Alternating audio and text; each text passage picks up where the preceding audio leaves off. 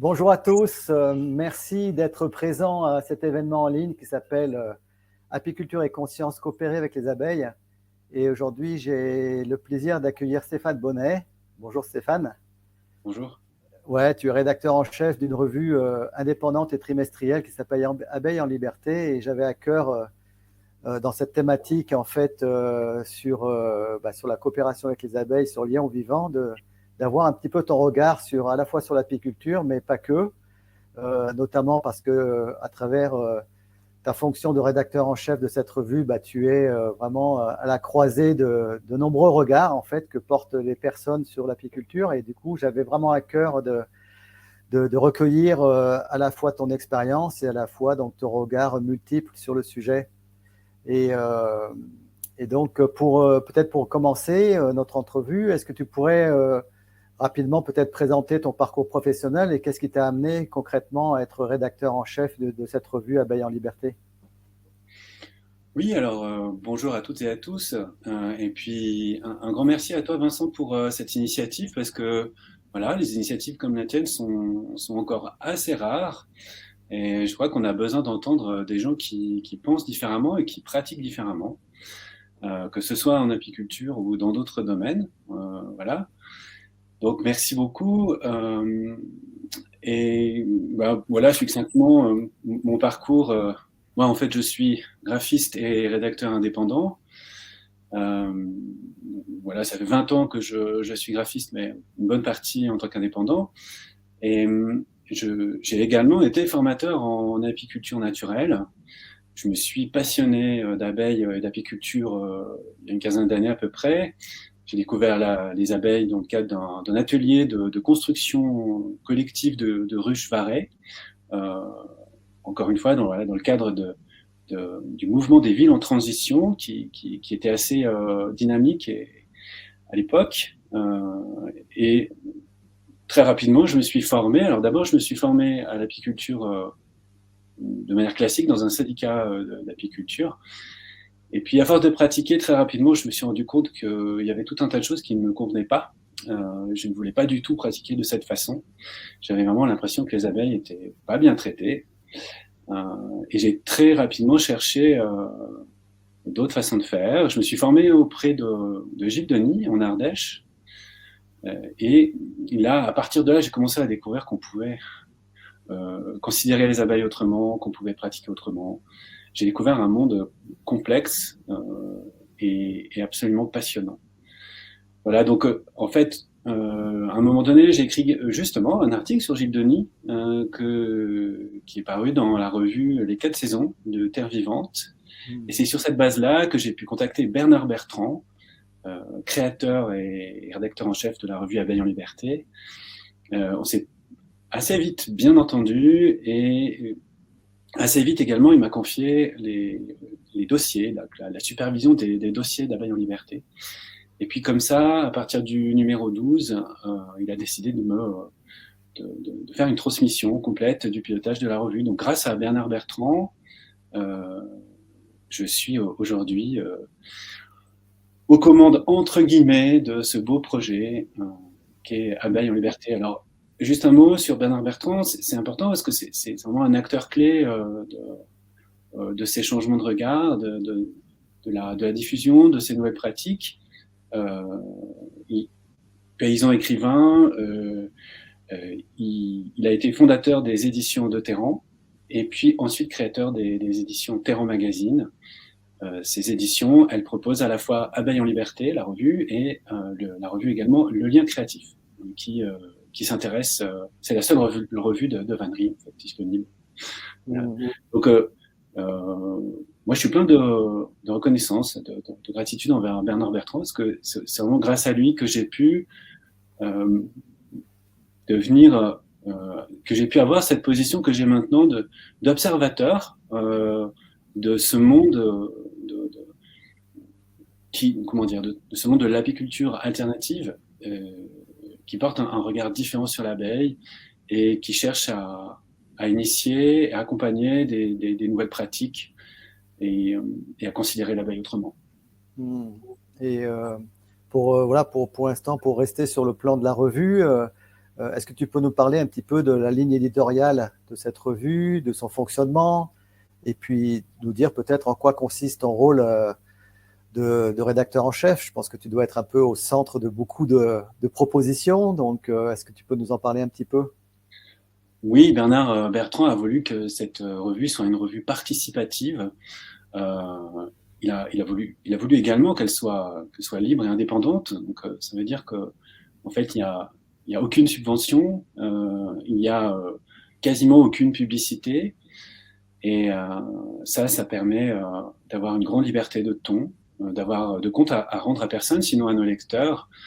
Et le fonctionnement qui a été choisi aussi, ça a été pendant très longtemps un fonctionnement par abonnement, uniquement par abonnement, et non une diffusion au kiosque, pour éviter la mise au pilon, pour éviter un certain nombre de gaspillages qui n'étaient pas en accord avec ces valeurs.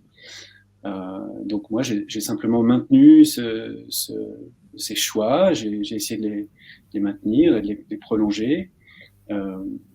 Donc c'est une revue participative, ça veut dire que il y a toute une petite communauté de personnes assez différentes, des scientifiques, des apiculteurs, parfois des apiculteurs repentis et parfois des apiculteurs qui ne sont pas repentis, qui sont encore en exercice, et donc des entomologistes, des agronomes, des botanistes, des jardiniers, des jardinières, également des artistes. On a toute une petite communauté comme ça de personnes qui ont des choses à dire. Elles ont des choses à dire, elles ont des choses à écrire, et elles ont pour point commun cette envie de faire partie de la solution face à la crise écologique qui marque notre époque. Et je pourrais revenir sur ce point. Et elles sont pas forcément d'accord sur tout. Elles n'ont pas forcément la même vision du monde. Elles n'ont pas forcément la même culture. Mais c'est ça qui est intéressant. C'est de faire en sorte que tout ce monde-là reste en dialogue et reste à l'écoute, voilà, qu'il y ait une écoute mutuelle. Donc moi, je suis un petit peu le chef d'orchestre de tout ça. Hein. C'est pas vraiment moi qui écris la partition, c'est pas moi qui écris la symphonie, c'est pas moi qui fais non plus les improvisations, mais j'essaie de garder le tempo, voilà, et de garder la cohérence d'ensemble. C'est pas forcément évident parce qu'en fait, l'une des missions d'Abeilles en Liberté, après je parlerai un peu plus de la ligne éditoriale, mais l'une des missions d'Abeilles en Liberté, c'est de proposer des points de vue alternatifs sur la base de points d'appui théoriques de philosophie différentes. Donc ça veut dire qu'il y a des controverses, il y a des sujets sur lesquels on n'est pas forcément d'accord, mais on se donne l'opportunité d'exposer ces controverses de façon à ce que les lecteurs puissent aller puiser, puissent plus ou moins se reconnaître dans ce qui est dit et puissent voilà, exercer leur esprit critique, entendre les arguments des uns et des autres, des unes et des autres. Et on s'intéresse, comment dire, on s'appuie beaucoup sur la science. C'est très important pour nous, mais quelque part, c'est pas suffisant. Alors, on s'appuie sur la science. Je précise quand même que pour nous, la science est très importante, mais à condition qu'elle ne soit pas instrumentalisée par le pouvoir économique ou le pouvoir politique, hein, comme c'est le cas beaucoup en ce moment. Donc, on s'appuie sur la science, mais pas seulement. On pense peut-être que la science n'est pas la seule manière de produire de la connaissance, même si ça reste central pour nous. Donc, on est à l'écoute de tout un tas de gens, de tout un tas de visions du monde. Et forcément, à un moment donné, il faut faire le tri, et il faut bien faire des choix. Mais la plupart du temps, il y a beaucoup de propositions spontanées qui nous sont faites, et moyennant un petit travail éditorial, on publie. Voilà. Parce que quelque part, ce qui relie tous ces gens, c'est vraiment l'envie que les abeilles mellifères et la biodiversité en général, le vivant, aille mieux. Puisque voilà, ce qui marque aussi notre époque contemporaine, c'est quand même une crise écologique et des abeilles mellifères qui vont pas bien du tout, et les apiculteurs avec eux parfois qui vont pas bien non plus, etc., etc. Donc la ligne éditoriale, pour répondre à ta question initiale, c'est celle-ci en fait, c'est celle d'initier et d'accompagner un regard différent sur l'abeille mellifère. C'est essayer de se placer du point de vue plutôt du naturaliste que du point de vue de l'apiculteur. Et en fait, tout simplement, c'est mettre l'abeille mellifère au centre, essayer de défendre ses intérêts, pour autant qu'on puisse les voir de manière objective, ce n'est pas toujours évident, mais on va défendre plutôt les abeilles, leur bonne santé, leur bien-être, plutôt que de forcément défendre les apiculteurs. Alors voilà, on peut discuter de ça si tu veux, mais là, je pense que j'ai dit à peu près l'essentiel. D'accord, donc merci déjà sur ces précisions sur la ligne éditoriale et puis ton rôle de chef d'orchestre à travers toutes les propositions qui sont faites par les uns par les autres, hein, qui sont des contributeurs aussi, hein, en fait, on va dire, au contenu en fait qui est proposé chaque trimestre. Hein. C'est vraiment dans ce sens-là que vous travaillez. J'avais envie d'avancer progressivement vers l'apiculture, hein, vers la pratique apicole et il me semble me souvenir que tu disais que c'était vraiment important à notre époque de changer notre regard sur l'abeille et sur l'apiculture en tant que telle. Et j'aimerais peut-être savoir un petit peu pourquoi c'est si important actuellement et peut-être aussi s'appuyer sur l'histoire, parce que l'histoire de l'homme et l'abeille, elle ne date pas d'aujourd'hui, hein, elle ne date pas non plus d'après-guerre, hein, elle date depuis très très très longtemps. Et donc au regard de l'histoire qui a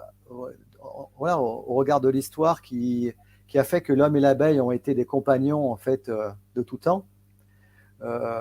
Quelles sont les leçons qu'on peut tirer finalement de cette histoire et en quoi finalement maintenant on a vraiment besoin de retrouver peut-être un regard, comme tu le disais, plus naturaliste et moi je dirais plus de coopération plutôt que d'exploitation, puisqu'on a quand même une tendance, alors je dirais quelquefois de manière excessive, à la prédation de la nature, mais au moins de son exploitation à notre seul profit, en oubliant que nous faisons partie d'un tout et qu'on fait partie vraiment de manière presque philosophique, hein, de cette sagesse collective. Et donc vraiment, j'aimerais avoir ton point de vue sur à la fois sur ce regard qui est important de changer et puis comment on peut s'appuyer sur l'histoire pour pouvoir en tirer des leçons. Oui, alors ça fait une question assez riche là, plusieurs questions dans une seule.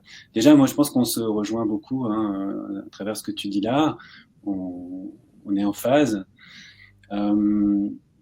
Si on regarde simplement l'histoire, alors moi je vais me permettre de faire une petite précision parce que comme on s'appuie sur le travail des naturalistes, je fais une petite précision, c'est simplement de rappeler que les abeilles sont bien plus anciennes que nous. On considère que les ancêtres des abeilles ont 120 millions d'années. Donc 120 millions d'années, l'espèce humaine, elle n'existait pas, ou alors les ancêtres des humains, comme dit Dave Goulston, à cette époque-là, nos ancêtres ressemblaient à des rats. Hein, donc on était encore à un moment différent de notre évolution. Et les abeilles, après, elles se sont diversifiées. Il y a eu une grande diversification autour de 65 millions moins 65 millions d'années. Petit à petit, l'évolution a conduit jusqu'à l'abeille mellifère. Et puis, on sait par exemple que sur le territoire qu'on appelle aujourd'hui la France, il y a à peu près 1,3 million d'années, eh bien, il y avait une abeille qu'on appelle l'abeille noire, hein, l'abeille Apis mellifera mellifera, qui était quasiment en tout point pareil à ce qu'elle est aujourd'hui, même s'il en reste assez peu, on pourra en reparler. Et au final, la rencontre entre, si on se définit comme étant Homo sapiens, la rencontre, elle s'est faite assez tardivement avec l'espèce humaine. Donc moi j'aime bien le temps long de l'histoire, et encore, on pourrait remonter plus loin, mais j'aime bien replacer un petit peu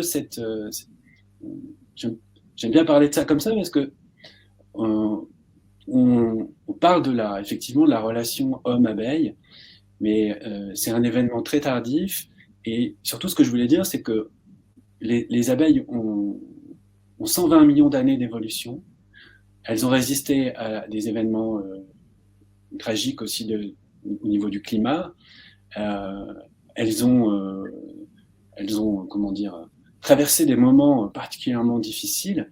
Elles sont arrivées jusqu'à l'époque actuelle et elles commencent à avoir des très graves problèmes depuis 40 ou 50 ans. Donc, je crois que c'est important de regarder ça et d'essayer de le documenter autant que possible. Hein, c'est ce qu'on essaye de faire dans la revue. Et puis pour changer un petit peu d'échelle, pour zoomer un petit peu, on peut se rapprocher effectivement de cette rencontre homme abeille. Alors, moi, je dirais, encore une fois, c'est peut-être un peu provocateur de ma part, mais je suis pas certain que les abeilles mellifères aient vraiment choisi les humains. Hein, c'est plutôt les humains qui ont choisi les abeilles mellifères. D'abord, au néolithique, ils sont allés chercher le miel directement dans les nids. Il y a des gravures rupestres qui montrent ça. Au départ, l'espèce humaine avait plutôt un comportement de cueilleur.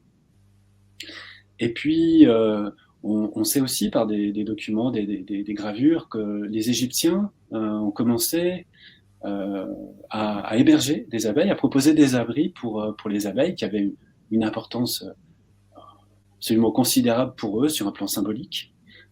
Donc, ils hébergeaient des abeilles, ils ont peut-être commencé un petit peu à pratiquer une certaine forme d'apiculture par la concentration de ces colonies d'abeilles au même endroit, et peut-être aussi un petit peu par la sélection. Mais il faut rappeler qu'à cette époque-là, l'environnement était complètement différent, bien évidemment, et l'abeille mellifère était très abondante à l'état sauvage. Donc il y avait comme ça une continuité vraiment marquée entre des abeilles qui pouvaient domicilier auprès des humains et puis des abeilles qui étaient totalement indépendantes, comme elles l'ont été pendant des millions d'années. Ça, c'est important que je précise ça, et j'espère qu'on va pouvoir en reparler un petit peu, parce que c'est quelque chose qui a changé. Ça n'a pas complètement disparu. Je parle de la continuité entre ce qu'on considère comme étant domestique et ce qu'on considère comme étant sauvage. Cette continuité n'a pas totalement disparu, mais elle a été bien entamée. Voilà, je pourrais donner les raisons de ça, et essayer de les donner en tout cas.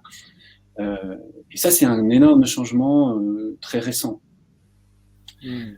Oui, alors plutôt que de raconter toute l'histoire, ce qui nous prendrait beaucoup de temps et qui nécessiterait probablement plusieurs conférences avec des spécialistes de ces questions, moi j'aime bien rappeler des dates clés comme celle-ci, enfin des moments clés de l'histoire.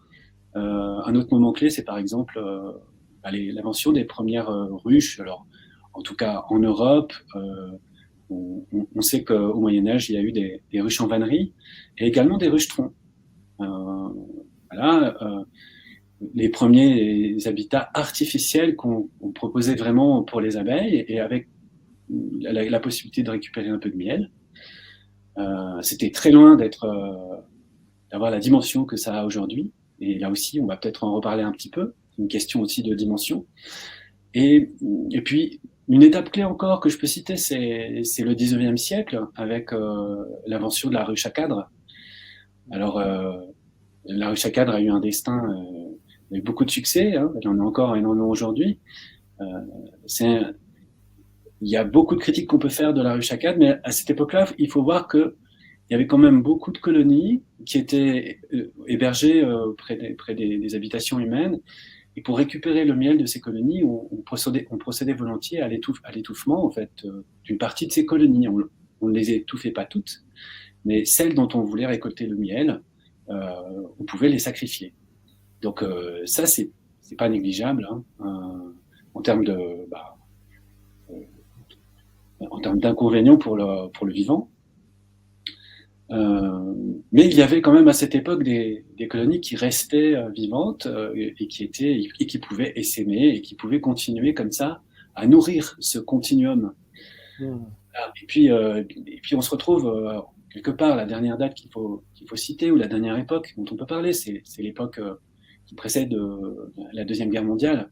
Et à ce moment-là, il y a vraiment le début de quelque chose de nouveau, une sorte d'intensification de l'apiculture, un début d'industrialisation, avec en même temps, en parallèle, les premières documentations de la pollution chimique qui venait principalement de l'agriculture.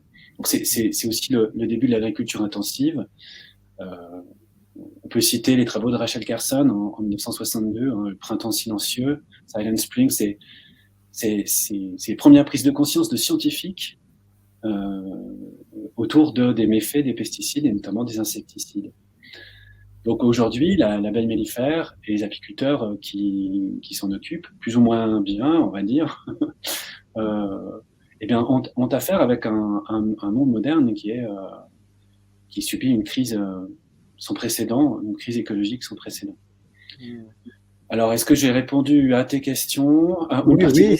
Oui, non, mais c'est bien déjà c'est vrai que c'est un sujet vaste, hein, de l'histoire de l'homme et de l'abeille. Donc, tu as cité les dates clés, donc ça permet de poser justement bien les époques de transition qui ont été marquantes en fait dans l'histoire de l'apiculture. Et le constat que j'aimerais que tu fasses, c'est quelles sont les menaces finalement actuellement qui pèsent finalement sur l'abeille domestique, mais pas que sur l'abeille domestique, il y a aussi toutes les abeilles sauvages. Et puis on sait par ailleurs que une grande masse des insectes en fait ont disparu, notamment en raison de la pression phytosanitaire qui leur est imposée. Donc pour toi, vraiment, quelles sont les menaces actuelles qui pèsent en fait sur l'abeille? Oui, je viens de me souvenir d'une des questions que tu posais juste avant, et comme c'était une bonne question, je vais essayer d'y répondre. C'était la thématique de la leçon. Quelle leçon, au pluriel, on peut tirer de cette histoire? Alors, je crois que le plus important, c'est de se rendre compte que dans la plupart des périodes que j'ai citées, ce qu'on demandait aux abeilles était soutenable. C'est-à-dire que même quand il y avait des abeilles qui étaient hébergées auprès de fermes, par exemple, ou de villages, on faisait des récoltes qu'on pourrait qualifier de vivrières, et en fait, on leur demandait pas, il n'y avait pas de surexploitation. En gros, c'est ça que je veux dire. C'était soutenable. On avait conscience qu'il y avait un équilibre entre la végétation, enfin, je veux dire, entre le végétal, les pollinisateurs. On était dans une approche de subsistance, en fait. On n'était pas dans une approche qui vise le profit ou qui vise le maintien à tout prix d'une activité économique. Donc, il y avait quelque chose de soutenable. Je redis ce mot parce qu'il compte vraiment. C'est un fonctionnement qui aurait pu s'installer dans la durée. Et c'est ça essentiellement qui a changé, puisque aujourd'hui, on va pouvoir en parler. L'abeille mellifère est un petit peu la poule aux œufs d'or pour certaines personnes, hein. Donc là, il y a très clairement une surexploitation, comme tu dis, une prédation, ou on pourrait même parler d'hyperprédation, hein, parce que la prédation, elle a un rôle écologique dans les écosystèmes, à condition qu'elle soit juste, voilà, qu'elle épuise pas ses ressources. Précisément, c'est un petit peu ce qu'on est en train de faire, nous modernes, voilà. Et je dis nous, mais en réalité, tu as bien compris qu'on essaye de se démarquer de ce type de fonctionnement,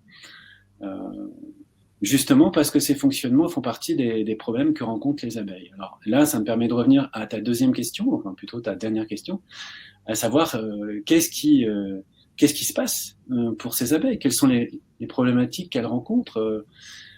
Et là, on est obligé de parler de multifactorialité.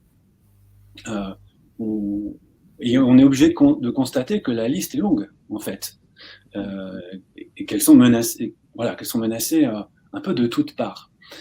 Bien évidemment, la première des menaces que je citerai, c'est celle des pesticides. Alors toi, tu parlais de phytosanitaire. Moi, j'aime bien remettre le mot de pesticide, voire même de biocide, puisque quand on emploie le mot phytosanitaire, ça donne l'impression qu'on prend soin des plantes.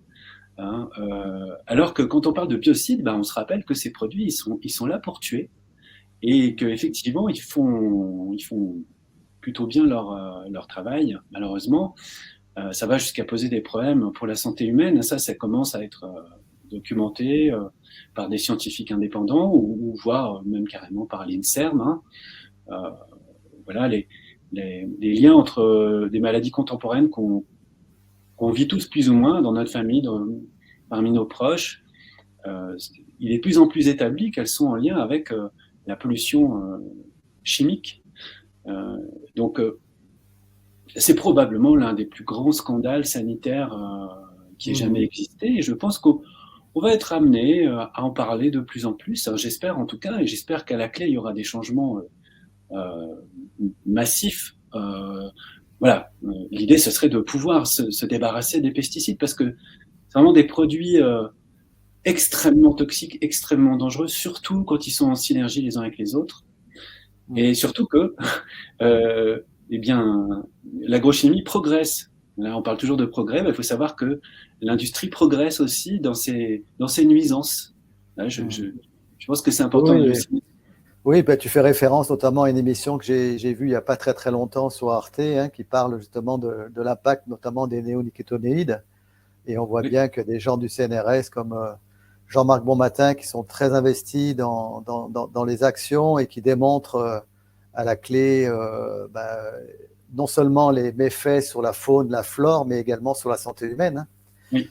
Et comme tu l'évoques, l'agrochimie évolue aussi et que derrière les néonicotinoïdes, il y a d'autres molécules qui vont apparaître aussi. Et donc, il y a quand même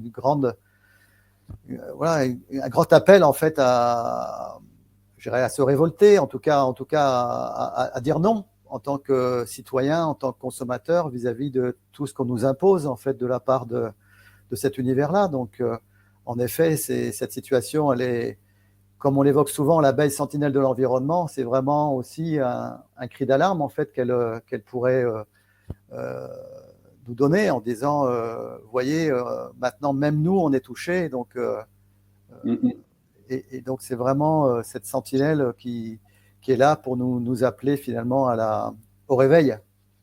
Mais tout à fait, donc je suis 100% en phase avec ce que tu dis.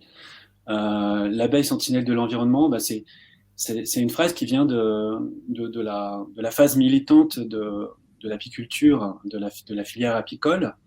Alors, bon, désolé, hein, mais c'est une filière qui a un petit peu tardé à se positionner contre l'agrochimie et ses dégâts. Il y a quand même beaucoup d'apiculteurs qui se sont accommodés de l'agriculture intensive et de ses nuisances. Ils ont un petit peu tardé à demander des comptes à cette agriculture. Alors après, à un moment donné, ils l'ont fait, et là, ça a été spectaculaire, et c'est vrai que ça a permis de marquer un petit peu les esprits. Voilà, il n'y a pas que du négatif, hein. Ils ont été un contre-pouvoir, même à un moment, même si l'agrochimie a réussi à détricoter un petit peu toutes les connaissances qu'ils avaient pu accumuler. L'agrochimie est très forte pour semer le doute, hein, comme on le sait. Voilà. Je veux pas trop sortir du sujet, donc je vais essayer de revenir un petit peu à ce qu'on disait juste avant. Mais il y a un vrai appel, et notamment cet appel se fait, comme tu le disais très justement, par le biais des abeilles, puisque les abeilles mellifères, on les connaît bien, comme on le disait tout à l'heure. Peut-être à un moment donné, un peu contre leur gré, mais elles ont fait un bout de route avec nous. Et elles nous permettent de voir, elles qui sont un peu comme des êtres passerelles entre le monde humain et le monde plus sauvage, même si les deux sont probablement pas à distinguer de manière aussi radicale.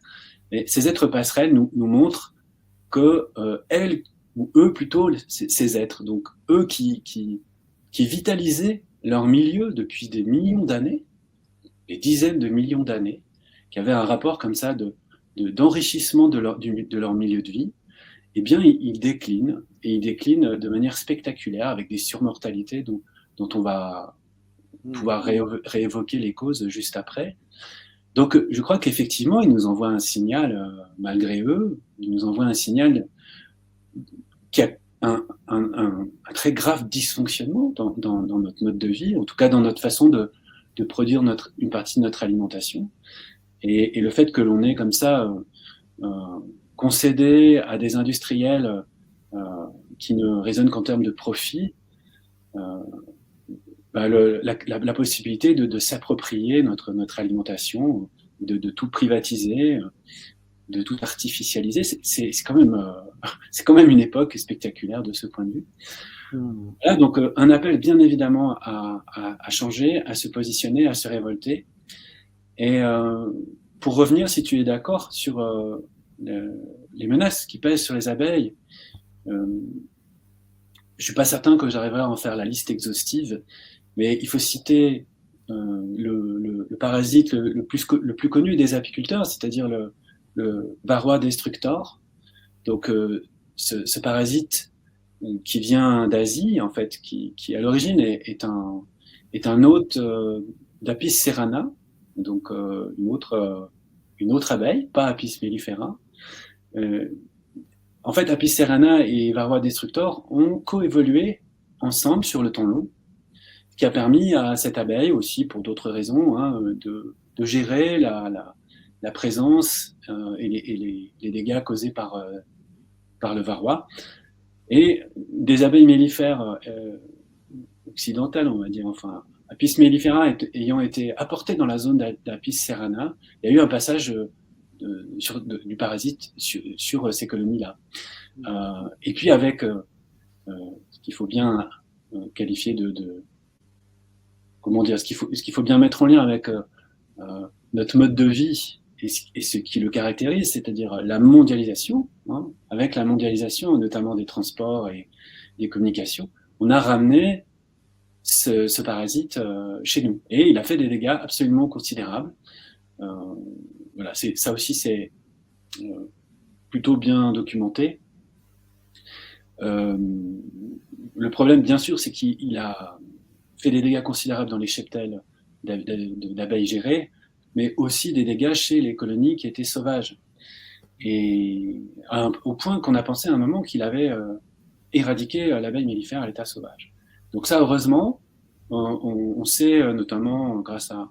Je pense à Vincent Albouy, parce que Vincent Albouy, c'est quelqu'un qui écrit souvent dans la revue, qui est même à l'origine de sa création, lui aussi, commence à documenter qu'en fait, on s'est trompé, c'est plutôt une bonne nouvelle, on s'est trompé, on pensait que l'abeille mellifère à l'état sauvage n'existait plus, elle existe encore, et dans certains cas, elle peut même vivre avec le varroa.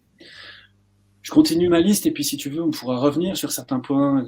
Oui, voilà, si tu peux faire peut-être de manière un peu exhaustive, parce qu'il y a d'autres sujets à aborder. Donc oui, en effet, les différentes menaces, parce qu'elles sont quand même globalement connues, mais peut-être déjà les énumérer pour vraiment les remettre en esprit. Oui, alors, je crois qu'il faut citer bien sûr le frelon à pattes jaunes, qu'on appelait frelon asiatique, mais qu'on essaie d'appeler maintenant frelon à pattes jaunes. Donc, je détaille pas les pathogènes. Alors ça, c'est vraiment un point important. Les nosémoses, notamment, les maladies comme ça, qui sont notamment transmises par, disons, les conditions d'élevage et de commercialisation des abeilles domestiques. En fait, ces pathogènes font partie du pack. Là. Et une des raisons de la diffusion de ces pathogènes, c'est aussi l'élevage de rennes et la transmission donc verticale de ces pathogènes. Qu'est-ce que je peux citer d'autre ? En fait, le point le plus important, je crois, enfin, le point qu'on pourrait sans doute discuter, puisqu'on est aussi là pour ça, c'est les pratiques apicoles. En quoi les pratiques apicoles, intensives pour la plupart, participent de la mauvaise santé des abeilles. Donc, si tu veux, on peut détailler ces points. Oui, je pense que oui. C'est comme il y aura des apiculteurs et apicultrices qui vont nous écouter. Je pense qu'en effet, sans vouloir polémiquer ou rentrer dans des jugements de valeur, en tout cas, c'est pas mon objectif. Pour moi, c'est vraiment pas avoir d'a priori en tant que tel et de parti pris, mais c'est vraiment de regarder les choses peut-être objectivement. C'est-à-dire de regarder de manière factuelle, en fait, qu'est-ce qui se passe et de pouvoir permettre à tout à chacun de pouvoir justement faire son propre jugement vis-à-vis de ces pratiques. Oui, c'est vrai, tu fais bien de prendre ces précautions parce qu'on a tendance à alimenter les controverses. Les médias dominants font beaucoup ça, on est beaucoup dans la polémique et on ne prend pas le temps de comprendre, de regarder les faits. Donc, merci de repréciser ça. Je pense que les éléments objectifs ne manquent pas. Les apiculteurs intensifs eux-mêmes, les professionnels eux-mêmes reconnaissent que varroa vient de justement notamment des pratiques apicoles. Et je pense par exemple à la transhumance, parce que la transhumance, c'est le fait comme ça de déplacer des colonies d'une floraison à l'autre sur des territoires différents. Et à ce moment-là, bah, ça peut concentrer énormément de ruches au même endroit. La concentration de ruches, on le sait, c'est étudié, et on a pas mal de références là-dessus. La concentration de ruches permet malheureusement de diffuser les pathogènes et les parasites. Voilà, les abeilles, elles sont en interaction les unes avec les autres, y compris les ouvrières quand elles sont à l'extérieur de la ruche. Et c'est vrai au point justement de transmettre les maladies aux autres abeilles, aux pollinisateurs sauvages comme les bourdons. Ça aussi, c'est totalement factuel puisque c'est documenté par la science. Donc la science indépendante. Voilà, donc la transhumance est un exemple typique d'une approche qui vise à augmenter la productivité d'une exploitation comme je le disais à l'instant, en transportant des abeilles d'une floraison à l'autre. Et dans ce cadre-là, d'ailleurs, qu'est-ce qu'on fait aussi, sinon leur en demander beaucoup plus que ce qu'elles produiraient à l'état naturel. Donc il y a vraiment une volonté comme ça d'exploiter jusqu'au bout la moindre des floraisons. Donc voilà, sans parler évidemment bien sûr des contreparties négatives sur un plan écologique, des transports. Il y a quand même beaucoup de transports d'abeilles pour les transhumances qui se font par camion. Donc c'est une sorte d'industrialisation de ces pratiques apicoles. Alors un autre point qui est bien clair aussi, qui commence à être documenté, c'est le fait d'empêcher les essaimages. Donc on comprend du point de vue de l'apiculteur professionnel qui vise à produire du miel essentiellement, on comprend que ils ont besoin de garder leur colonie forte et que le fait qu'elles se divisent, puisque c'est comme ça qu'elles se reproduisent, le fait qu'elles se divisent par essaimage, ça peut représenter un manque à gagner. Pour nous, en tant que naturalistes, même s'il faut rester modeste, je pense qu'on peut dire que on comprend le point de vue inverse, c'est-à-dire qu'on sait très bien à quel point l'essaimage est bon pour la santé des abeilles. Ne serait-ce que pour justement faire une rupture de ponte. Si c'est un peu trop technique que ce que je dis, enfin, tu n'hésites pas à m'interrompre, mais la rupture de ponte, elle permet de limiter la propagation du varroa qui se reproduit essentiellement dans le couve. Voilà, donc l'essaimage c'est un petit peu la bête noire de l'apiculture intensive. Pour l'apiculture naturelle ou pour les approches en ruche de biodiversité, c'est le contraire, c'est la base de la bonne santé. Voilà. Après, que dire d'autre? Eh bien, encore une fois, on va revenir sur les biocides, puisque une des manières les plus communes de s'occuper, de résoudre le problème du varroa pour l'apiculture, c'est de diffuser des acaricides de synthèse dans les ruches. On peut penser à la mitrase notamment. Donc, on fait baisser la pression de cette manière-là. On permet effectivement à la colonie d'abeilles de passer l'hiver ou simplement de poursuivre son développement, de poursuivre sa vie. Mais en réalité, on n'a jamais rien résolu puisque le varroa est toujours là. Il est, au contraire, on pourrait dire qu'il est même en très bonne santé. Les études montrent qu'il a développé des résistances à la mitrase. Et d'autres études montrent, il y a dans Abeilles en liberté, Gilles Gromont parle très bien de ça. Des études montrent que la mitrase ou les molécules filles qui sont issues de la mitrase s'accumulent dans les cires. Elles sont pas du tout biodégradables, contrairement à ce que disent les industriels. Et elles diffusent comme ça. Leurs effets nocifs se diffusent à long terme, et notamment sur la qualité sur les fonctions de reproduction des faux bourdons. Donc ça, c'est très précis et c'est bien clair dans les études.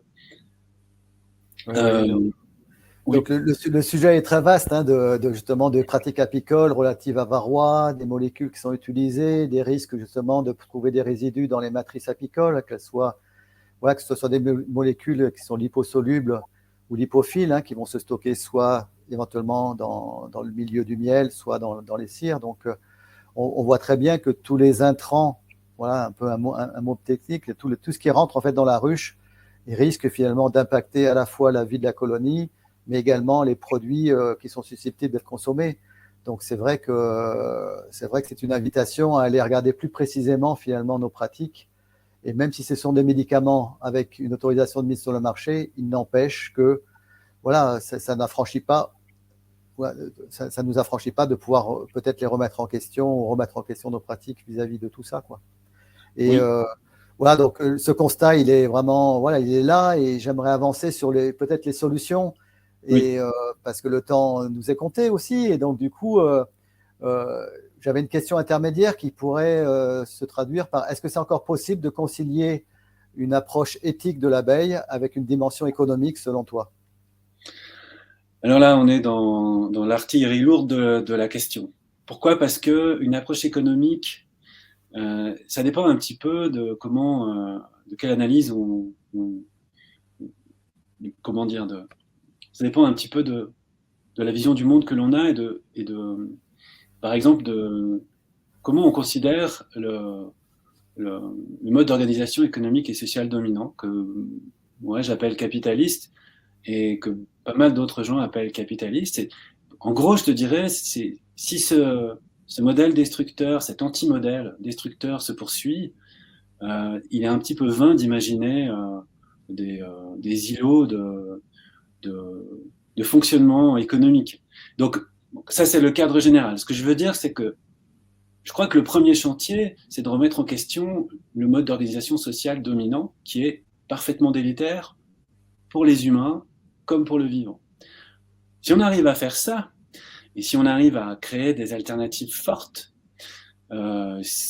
alors je pense que l'économie, à condition qu'elle soit au service de la vie, à condition qu'elle soit au service de peut-être justement soit de la conservation d'abeilles mellifères ou de projets d'autonomie, je crois que c'est tout à fait possible. Et par ailleurs, je crois que la clé, c'est en fait la consommation du miel. C'est-à-dire, aujourd'hui,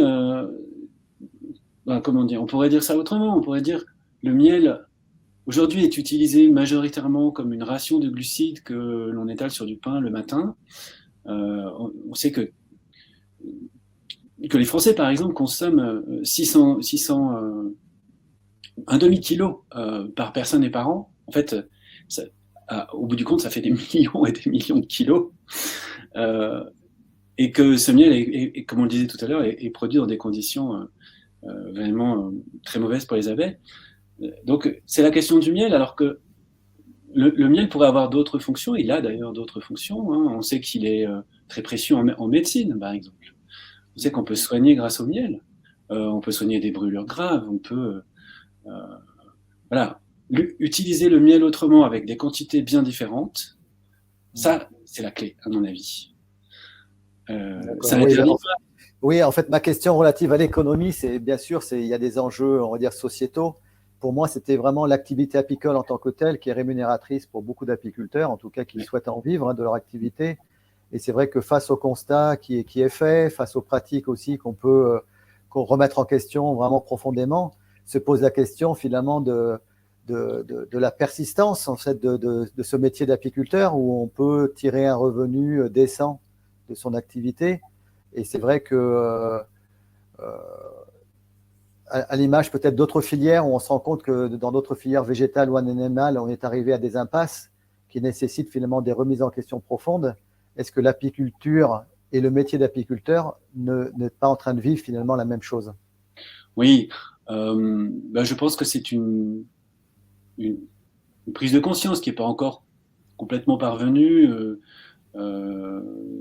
qui n'a pas encore fait sa place complètement dans les esprits, mais moi, ma façon de le dire, et je suis d'accord avec toi, hein, mais ma façon de le dire, c'est d'inviter les apiculteurs, tous les apiculteurs, à faire leur, comment dire, à se remettre en question et puis à faire en quelque sorte leur bilan écologique. Voilà, est-ce que cette activité-là, elle peut s'inscrire dans la durée et qu'est-ce qu'il faudrait pour cela?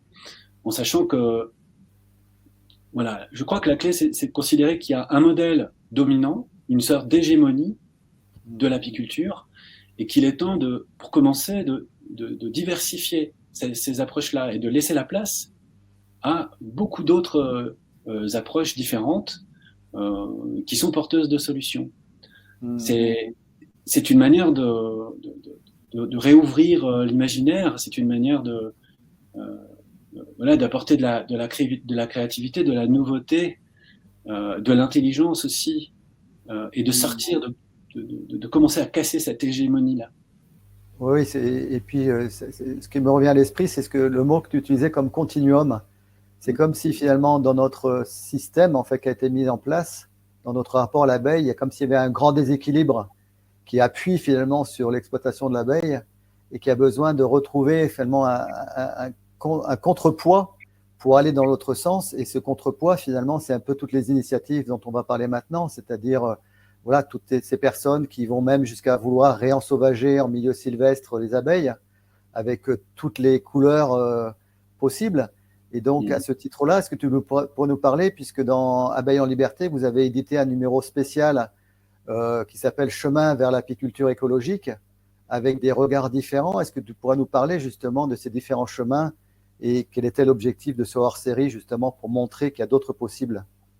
Oui, l'objectif de ce hors-série, c'était d'essayer de réfléchir aux conditions de possibilité d'une apiculture ou de plusieurs apicultures qui pourraient s'inscrire dans la durée, hein, partant du constat, comme tu le faisais tout à l'heure, que l'apiculture aujourd'hui, dans son mode de fonctionnement principal, est dans une impasse intégrale et qu'elle est obligée en permanence de jouer le jeu du productivisme.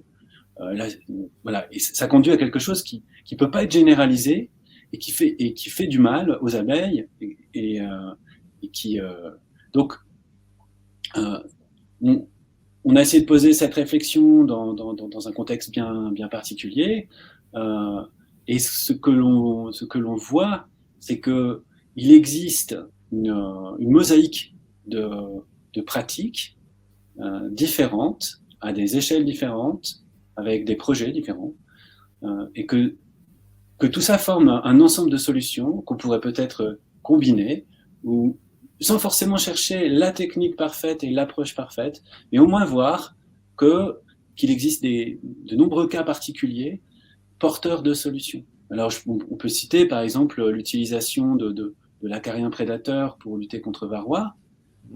Ça, c'est une solution qui a été bien expérimentée et bien pratiquée par Geert Stilland, qui est un apiculteur belge dans la région de Bruges. D'autres types de solutions, ben c'est par exemple de changer de modèle de ruche et de revenir. N'hésitons pas à employer le mot revenir à des ruches traditionnelles comme les ruches-troncs, par exemple. La ruche-tronc, elle a des vertus fantastiques en termes d'isolation, puisque il y a 10 cm de bois. Ce sont des ruches traditionnelles qui sont utilisées dans plusieurs régions du monde et qui ont fait leurs preuves en termes de durabilité. Également de conditions de très belles conditions de vie pour les abeilles. Voilà, j'ai plus en tête toutes les solutions, mais on a laissé la parole à des pratiquants, à des apiculteurs, qui sont tous, sans forcément le savoir, enfin, qui sont tous porteurs de solutions. Et je pense également à Marina Trubkina qui utilise l'abeille comme un médecin, voilà, comme une médecin, c'est-à-dire dans ce cas-là, l'abeille, elle est au service de la santé humaine. Et ça, c'est déjà un énorme changement de regard, puisque on laisse le miel pour ce qu'il est, c'est-à-dire des réserves essentiellement destinées à passer l'hiver pour la colonie. Et donc, voilà, c'était un petit peu ça l'idée, avec comment dire, ça va jusqu'à, comme tu disais toi-même tout à l'heure, ces personnes qui pratiquent le réensauvagement ou qui sont dans une sorte d'au-delà de l'apiculture. Et là, je pense tout de suite à une partie importante de ce hors-série qui est consacrée aux ruches de biodiversité. Là, la ruche de biodiversité, c'est vraiment une solution alternative porteuse de bienfaits et qui consiste simplement à considérer que les abeilles ont le droit d'habiter, pourquoi pas dans nos jardins ou dans la forêt, mais sans être exploitées.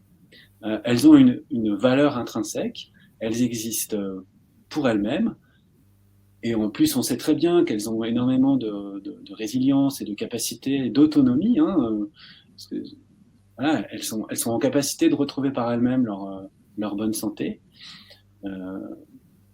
Et donc, voilà, ça va jusque-là, ça va de l'apiculture alternative, je pense à Olivier Dupré, notamment, qui a une approche très belle, il produit un peu de miel, mais il le fait avec des abeilles en bonne santé, voilà, dans une approche profondément respectueuse, avec une vraie éthique. Tu parlais d'éthique tout à l'heure, ce mot est central. Voilà. Mais pour nous, ça va jusqu'à des approches où en fait on n'exploite plus du tout les abeilles et où on les laisse vivre leur vie par elles-mêmes. Peut-être conscient, je terminerai là-dessus, cette partie-là, conscient que en fait ce sont des maillons essentiels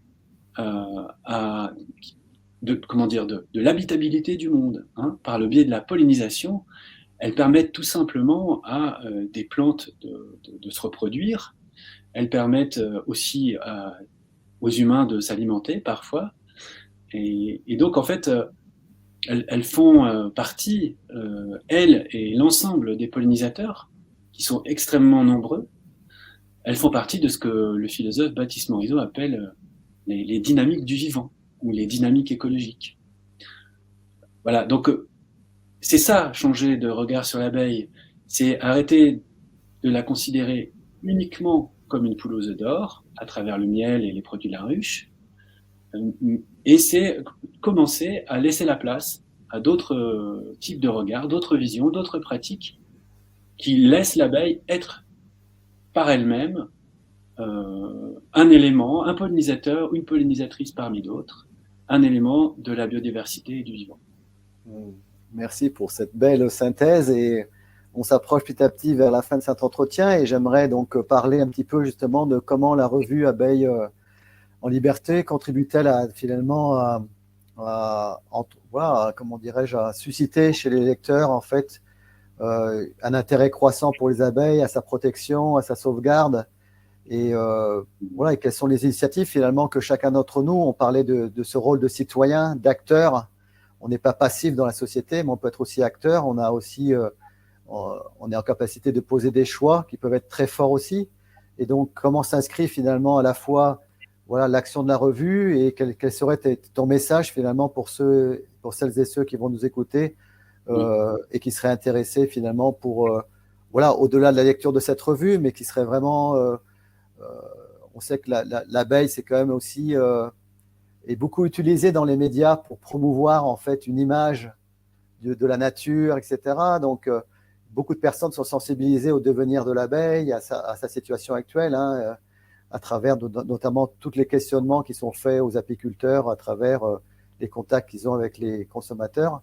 Donc voilà, pour revenir, c'est comment la revue elle intervient finalement dans ce rôle de diffusion, de sensibilisation, et quel serait le message de fin que tu pourrais nous dire, nous partager? Oui, je vais essayer de condenser tout ça en une seule fois.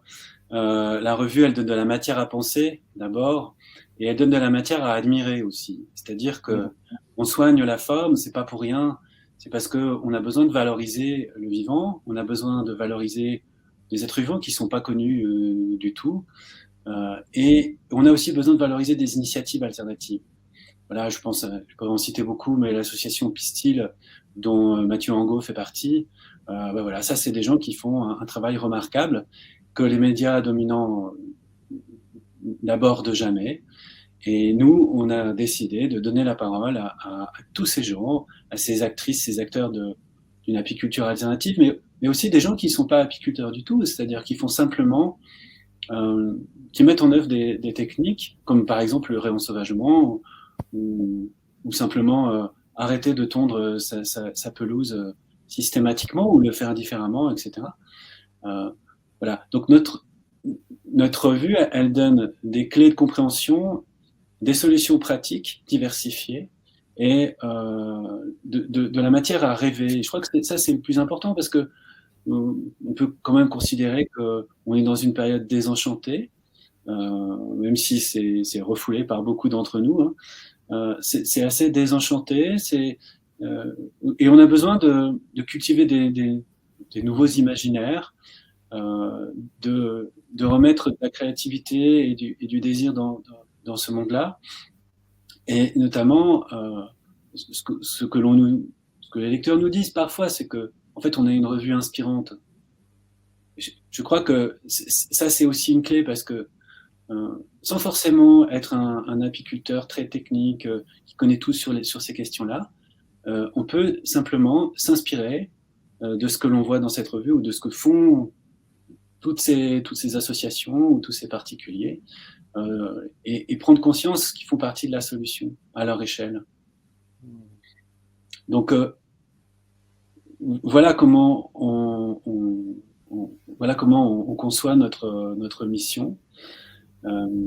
Et puis, le mot de la fin, alors, ça c'est difficile, parce que il y a tellement de choses à dire. Alors, qu'est-ce qu'on met en avant, qu'est-ce qu'on choisit comme ce qui compte le plus. Moi, j'ai envie de parler là, j'ai envie de parler tout de suite de ce que dit Dave Goulson. Dave Goulson, c'est un biologiste, un entomologiste spécialisé dans les bourdons, qui a écrit un énorme bouquin récemment qui s'appelle Terre silencieuse, donc sur l'effondrement des pollinisateurs, l'effondrement des insectes. Alors, à partir de ce constat qui est effroyable, hein, 75 ou 80% de la biomasse des insectes a disparu en 25 ans ou 30 ans.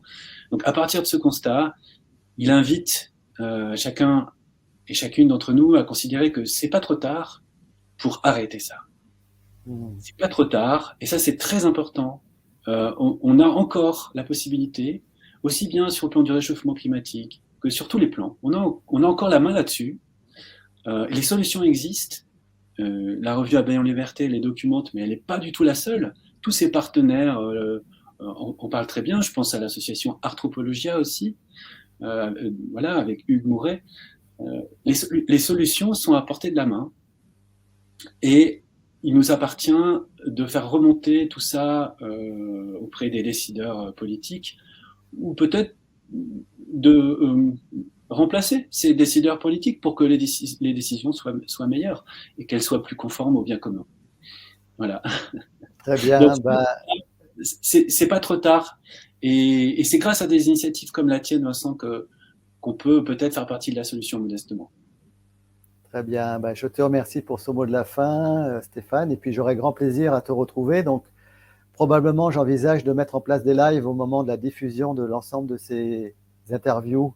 Et si tu es disponible, ce sera avec grand plaisir de pouvoir t'associer à un live. Et donc, avec plaisir. Je te remercie encore, et puis je te dis à très très bientôt. Au revoir. Merci à toi.